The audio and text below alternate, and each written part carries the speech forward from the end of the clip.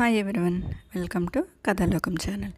ఈరోజు నేను చెప్పబోయే కథ పాపం తోడేలు. అనగనగా ఒక అడవిలో 3 మేకలు ఒక చోట నివసిస్తూ ఉండేవి. ఆ 3 మేకలు వంతెనకి అవతల ఉన్న గుట్ట దగ్గర రకరకాల ఆకులను తిని జీవించసాగాయి. ఒకసారి అటుగా వచ్చిన ఒక తోడేలు కన్ను వాటి మీద పడింది. కాపు వేసి పట్టుకోవడానికి వంతెన కింద నక్కింది. ఇంతలో ఓ మేక అటుగా రాసాగింది. రారా, నీకోసమే చూస్తున్నాను, నిన్ను సుష్టుగా భోంచేస్తాను అంది చటుక్కుని యువతలికి వస్తూ తోడేలు. మేక భయపడిపోయింది. నన్ను తింటే నీ ఆకలేమి తీరుతుంది?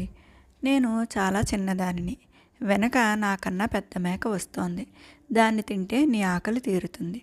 ఈ లోపల నేను వెళ్ళి ఆకులు అలములు తిని వస్తాను అంది మేక.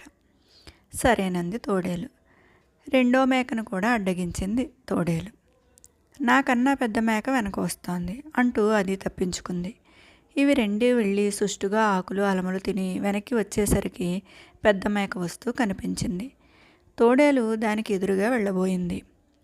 నేనంత బలంగా ఉన్నావో చూసావు కదా, నా కొమ్ములతో నీ కళ్ళు పీకివేయగలను, గట్టిగా ఒకసారి ఢీ కొట్టానంటే పచ్చడైపోతావు అంటూ తోడేలు మీద కొరికింది ఆ పెద్ద మేక.